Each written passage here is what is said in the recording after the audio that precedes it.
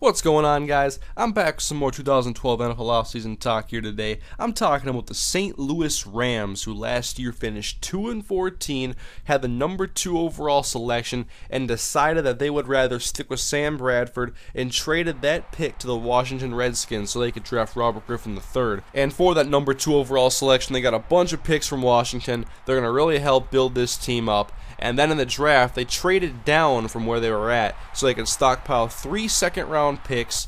And so they had a lot of picks in this draft because there was a lot of holes on this team, and they knew they couldn't just draft one impact player. They needed to draft a bunch of players that can hopefully become starters and make this team better than they were last year and help build them up, as the NFC West, in my opinion, is improving drastically with the 49ers now being one of the top teams in the league. I think the Seattle Seahawks are on the rise with a very young secondary and some young players on offense. And the Cardinals, they got Larry Fitzgerald, they got Michael Floyd, and if they get that quarterback situation figured out, they could be a tough team again. But where do the Rams need to improve from last year? If you look at the numbers, it's clear they have to improve their offense. 30th in passing, 23rd in rushing.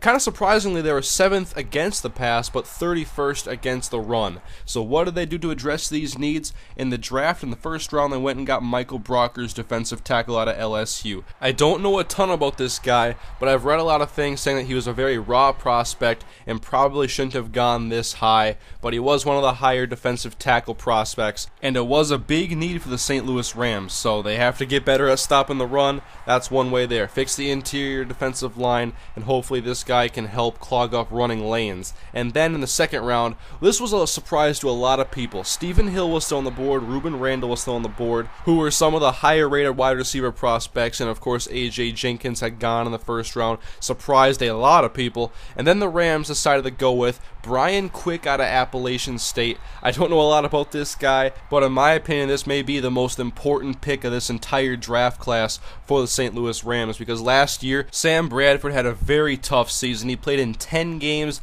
He only threw 6 touchdowns. Statistically, his numbers were a little bit worse than Christian Ponder if you wanted to compare. But Bradford was sacked 36 times. That's 10th in the NFL last year. And he lacked weapons on offense at both tight end and at wide receiver. And so what they do in this draft, Brian Quick, boom, there's a guy who's going to start right away, I would assume. And they got Chris Givens. And here's the dark horse of this draft class. I watched this guy in the Senior Bowl. He was a Senior Bowl MVP. He looked like he had everything you need out of a spellback, a third down running back. Isaiah Peed. Look out for this guy this year. He's a very balanced running back who has some quickness and agility and should help out in the passing game as well. And so I do think the Rams did a good job of going out and trying to get talent that will help out this offense. I don't know a lot about Brian Quick. That to me is the key to this entire draft and how well this team is going to play this year on offense, because Quick, he's probably going to be one of the top receivers on the depth chart. He was the 33rd pick in the entire draft. And so that's pretty big for a guy from Appalachian State. It's a small school receiver. Guys like this can be risks, although some great receivers have gone to small schools. Terrell Owens went to Chattanooga, and Jerry Rice went to Mississippi Valley State. But still, it's a risk, I think, for the Rams, and hopefully it pays off, because if you're talking about Michael Brockers being a risk as a raw prospect, they took 4 risks in this draft that I can make note of right now.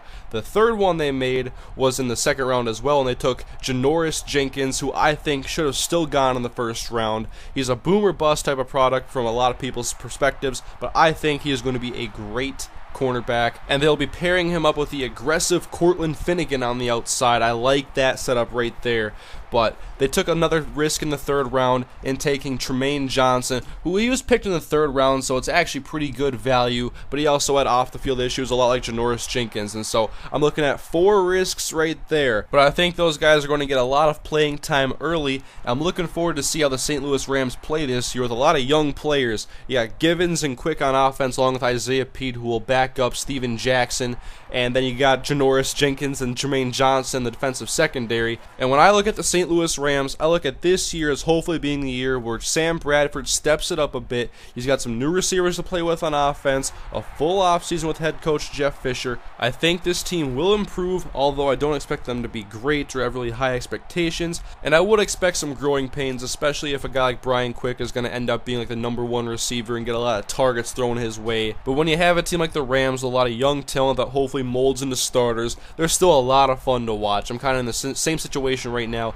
with my Minnesota Vikings. And really, when you look at these rebuilding projects, you got to look at the starting quarterback and that dictating how long the project actually takes. They have Sam Bradford. Last year was rough, but he lacked talent on offense, and the Rams didn't do a very good job of protecting their starting quarterback. And here's a comparison for you Rams fans. If you look at Matt Stafford and what he's done to help the Lions become a formidable foe in the NFC North, his rookie season, he showed some promise. His second year was marred by injuries. His third year, he broke out through 41 touchdowns, 5,000 yards. Now, the Rams don't have a Calvin Johnson, but they have added weapons for their former #1 pick, and I look at this year being the year for Sam Bradford to separate himself from the middle of the pack and try to become one of the better quarterbacks in the NFL. But anyways, guys, Rams fans, leave your feedback on the video. Please leave a comment on what you think about the St. Louis Rams in 2012. Leave a like on the video, please, if you enjoyed it. Leave a comment saying what team you want to see next. And thank you for watching, and I'll see you guys next time.